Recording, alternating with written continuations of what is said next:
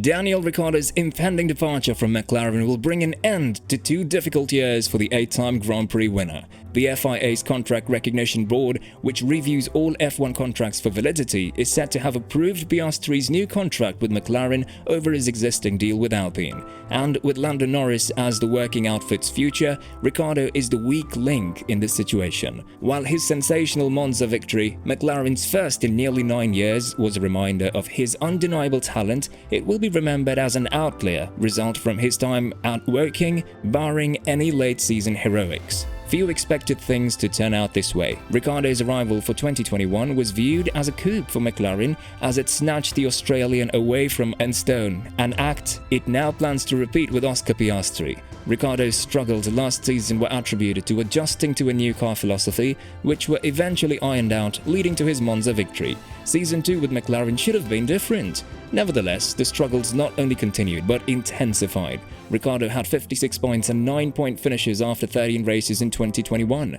This year's haul, only 19 points from 5 races, 3 of which came in the Imola sprint for 6th place. So why has Ricciardo had such difficulty with McLaren's Formula 1 cars over the last 2 years? The key point to remember is that while the 2022 regulations brought a technological overhaul for F1, they did not eliminate many of the characteristics of the McLaren car that made it so difficult to drive last year. The MCL36, like its predecessor, excels in high-speed corners but struggles more in medium and low-speed ones. McLaren technical director James Keyes stated at the end of last year that the company wanted to attack the weaknesses and account for them with a clean slate, ensuring that there were no legacy built-in behaviors in a new car like that. However, Ricciardo encountered the same difficulties with the new car. Ricciardo said in an interview ahead of the summer break in Formula 1, "The regulations make the car feel different, but the DNA of the car is still very similar. Some of the things from last year which I struggled with, they are still in this car. It's something I think we're starting to understand better what it is, because obviously I tried to describe it, but to really understand, is it aero, is it geometry, like, you know what I mean? We are starting to understand better what it is, and Lando also does complain about it. I think he's just used to it. And as teammate Lando Norris can attest, he is not alone. The car I have now is completely not what I want for my driving style, and very unsuited for me. It's not a bad thing, it's just that's what it is, and you have to adapt to it. That's why I feel like I've done a reasonable job this year, adapting to something that's not quite what I want or like. It highlights the distinction between Norris and Ricciardo this year. While Norris was able to adjust and work around the MCL36's characteristics, Ricciardo has struggled to do so. He's always been a driver who thrived on complete trust in the car, allowing him to be aggressive and throw it around like he could at Red Bull. McLaren's of the last 2 years have not given him the opportunity to do so. Ricciardo stated that new issues with the car have emerged this year, causing further setbacks. Some of the, let's call it struggles or difficulties, are a carryover. And then there might be a few new things where you're like, damn, okay. It kind of just comes down to the feel. It's probably still hard to get a read, I guess, and to really build consistency in a race sometimes. My lap time variations might be quite big, and that's normally like uncharacteristic. That kind of highlights where I'll get cut off or something. I'm like, oh shit, I didn't expect the car to do that in that corner. It's still just a little bit tricky to read, I guess, going on a simple term. While Norris has been more consistent in races, Ricciardo has tended to tail off more as the pace has dropped. The Australian has also struggled to comprehend why the car reacts the way it does at times. The changes Norris has made in comparison to Ricciardo have gone a long way toward explaining the gaps between them this year. However, it has not shaken Ricciardo's confidence or caused him to doubt his ability. Some days, when it's 8/10ths off, I don't believe this can be possible, you know? Because even you look across the grid, even the best driver on the grid, whoever you say it is, whoever someone says it is,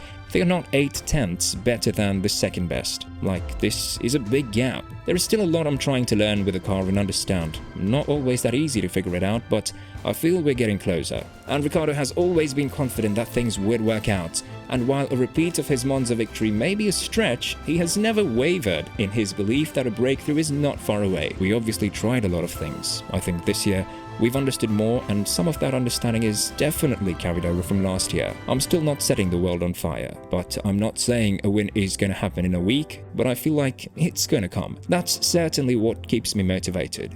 I can see with what the team around me is doing as well, like, they believe it. They are not just telling me things that I want to hear. There is some method to the madness, if you will. However, Ricciardo's breakthrough did not come quickly enough. McLaren's patience wore thin, no matter how much it said it was committed to getting him up to speed. Oscar Piastri's unexpected availability became an opportunity the team felt was too good to pass up, even if it meant passing up an established winner like Ricciardo. That is what must be remembered throughout all of this. Ricciardo is a proven winner. All 8 of his F1 victories have come in cars that were not the fastest on the grid, demonstrating his ability to extract maximum performance from his vehicles. However, the driver-car combination does not always work well, and this might have been the case. And this partnership's failure is not entirely his fault. The goal for Ricciardo, wherever he ends up next, will be to rediscover his magic touch and, to some extent, rebuild his reputation. A car he can click with will be the key to making that happen quickly. Where will he go? Well, Alpine is the most likely option. Regardless of how hard the teams fight for Oscar Piastri, it is clear that they must now consider fallback options for its vacant 2023 Formula 1 seat. However, signing Ricciardo for 2023 could be a much bigger risk than when Renault paid $25 million per year for his services in 2019 and 2020. It was a shock comparable to Fernando Alonso's move to Aston Martin when Ricciardo turned down a deal to stay at race-winning Red Bull to lead the Renault project for 2019. It was no secret that he was in talks with Renault, but he was expected to stay at Milton Keynes. In that move, Renault scored a huge coup. It was on its way to 4th place in the Constructors' Championship, had won the midfield battle, and had serious, albeit misguided hopes of closing the gap to the top 3 the following year. It had a driver in Ricciardo who was in his 5th season with a top team and had 7 wins under his belt. Renault was willing to spend a lot of money, a guaranteed $25 million per year with some huge, fanciful bonuses, to get a bankable commodity. However, driver values can rise as well as fall. If Alpine loses Piastri and Ricciardo becomes interested, we don't know what terms he would demand. Ricciardo stated earlier this year that discussions about his future would take place in the summer, implying that his all-important break clause is still in effect during the August break. Alpine would get a perfectly serviceable driver if it signed Ricciardo. He's doing well for McLaren, and even in his weekend state, he's a reliable driver. Alpine, however, wants more than just that, according to team principal Otmar Safnauer. In the short term, we have to replace Fernando with the absolute best driver. But what we mustn't forget is that we have a 100-race plan to start winning races and vying for a championship. We're over 10 races into that, so we have got 80-some race to do that. So the choice for us has to be one that complements that goal. So that driver that sits next to Esteban Ocon has to be the best choice for us that complements and helps us attain that goal. The requirements are unambiguous. The phrase absolutely the best driver available could have certainly applied to Ricciardo in the past, but whether that is still true is now debatable. The options are limited, but with drivers like Alex Albon and Pierre Gasly potentially in the mix, it's not a foregone conclusion, which is concerning for the Australian. Thank you for watching. Be sure to like, subscribe and click the bell icon to be notified of future uploads. And let us know in the comments what you think. Is it still possible that Ricciardo will stay at McLaren next year, despite all the reports? If not, where will he go? And will Alpine take him?